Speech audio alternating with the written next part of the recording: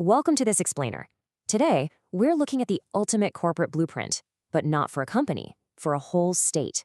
We're going to map out exactly how state-level democracy functions, right from the ground up. So, have you ever actually stopped to wonder who makes the rules in your state? I'm not talking about the massive national headlines. I mean the literal everyday laws that dictate your local schools, your hospitals, agriculture, even your daily infrastructure.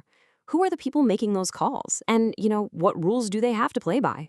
Well, India is a massive union of 28 states plus 8 union territories. And each of those states has its own vast lawmaking machinery. It's essentially like having 28 giant corporate headquarters operating simultaneously all across the country. Understanding this state-level machinery is absolutely crucial if you want to know how the gears of everyday governance actually turn. Here's our roadmap for today. We're going to cover unicameral versus bicameral systems, the governor's crucial role, inside the Legislative Assembly, understanding the Legislative Council, and finally, the powers of the legislature.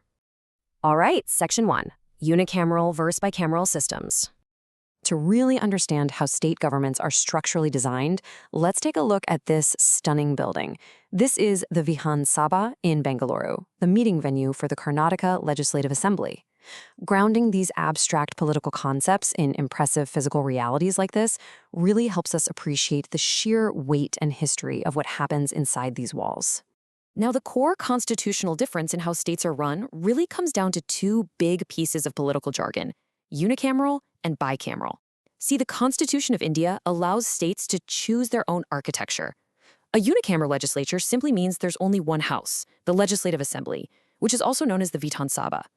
A bicameral legislature means there are two houses, the Assembly plus a second, upper house called the Legislative Council, or Vidhan Parshad. And it's actually kind of rare to see the two-house system in practice.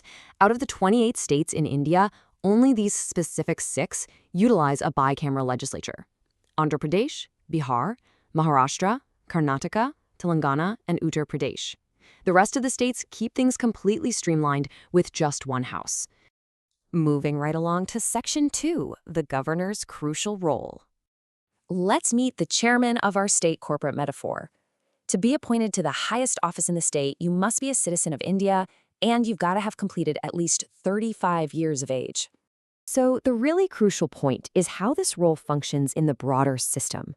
The governor is the constitutional head of the state, exactly like the president is for the whole country. However, they're appointed directly by the president, meaning they are effectively chosen by the central government. They generally hold office for a 5-year term, serving during the pleasure of the president. But here's the absolute most important part. While they are the head, the real executive powers are exercised by the Council of Ministers, headed by the chief minister. The governor primarily acts on their advice.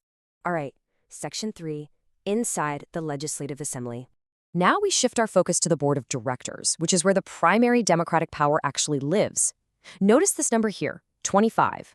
Contrast that with the governor's age requirement we just talked about. You only need to be 25 years old to run for a seat as a member of the Legislative Assembly, or MLA. It's a significantly lower barrier to entry for sitting in what is undeniably the most powerful chamber in the state. Let's look at the mechanics of this house. The Vidhan Sabha is directly elected by the people using universal adult franchise and a secret ballot. It's designed to represent the population directly, containing anywhere from 60 to a maximum of 500 members, and that just depends on the state's geographic and population size.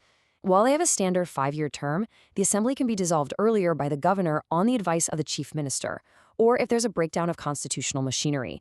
This makes the assembly deeply accountable to the public. It's volatile, highly active, and immensely powerful. Next up, Section 4, understanding the Legislative Council. Let's introduce the final actor in our cast, the Advisory Committee, or Vidhan Parishad. To complete our sequence of age milestones, the magic number here is 30. You've got to be at least 30 years old to sit in this chamber. Unlike the assembly, the council is a permanent body, meaning it's not subject to early dissolution. It's designed to be a bit more senior. 1/3 of its members retire on the expiry of every second year. What makes the council so fascinating is how complex its composition is compared to the assembly. It's not just a standard public election. 1/3 of the members are elected by the MLAs themselves, another third are elected by local bodies like municipalities. Then 1/12 are elected by teachers, and another 12th by registered university graduates. Finally, the governor nominates the remaining 1/6 from people with special knowledge in literature, science, art, or social service. It's a brilliantly designed system to bring in specific experts and distinct local voices rather than just your standard politicians. But here's the fascinating catch. Despite all that specialized representation and permanence, the council's very existence depends entirely on the assembly. The assembly can literally vote to wipe it out of existence. It just takes 2 steps. First, the legislative assembly passes a resolution by a special majority that's a majority of the total membership, plus 2/3 of those present in voting. Second, that's followed by an act of parliament. For instance, the Andhra Pradesh legislature was unicameral, then it became bicameral, and in 1985, the assembly had the legislative council completely abolished. It was only reestablished decades later in 2007. Finally, Section 5, Powers of the Legislature. Let's analyze how these players actually flex their muscles. There is a brutal contrast in power dynamics between the two houses. The Vidhan Sabha holds the real financial muscle. A money bill can only be introduced in the assembly. The Vidhan Parishad can merely delay a money bill for a maximum of 14 days. Even with ordinary non-money bills, the council can't kill them, it can only delay them for a few months.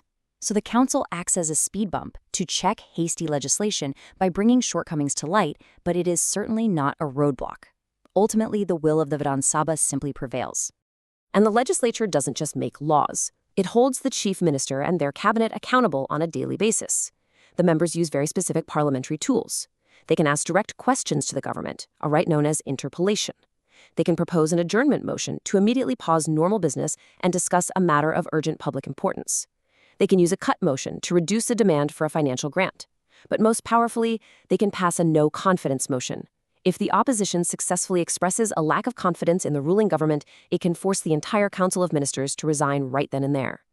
Let's move to our final technical breakdown and bring the governor back into the picture. When the normal machinery of the legislature breaks down or goes on break, the governor has an immense discretionary toolkit. If the legislature isn't in session and urgent action is needed, the governor can promulgate an ordinance. They can also reserve a bill passed by the state legislatures specifically for the president's consideration. And critically, if they feel there's a complete breakdown in the state's constitutional machinery, they can recommend that the president declare a constitutional emergency, which is often known as president's rule. This essentially puts the state under the direct control of the union government. Which brings us to our final provocative point to ponder. If the Legislative Assembly clearly holds all the real financial power, the ability to dissolve governments, and the ultimate say on legislation, does the Legislative Council actually serve as a vital check on hasty decisions by bringing in measured expert voices? Or is it just an unnecessary delay in an already complex governance machinery? Think about that as you look at how your own state operates. Thank you for joining me on this explainer, and I'll catch you next time.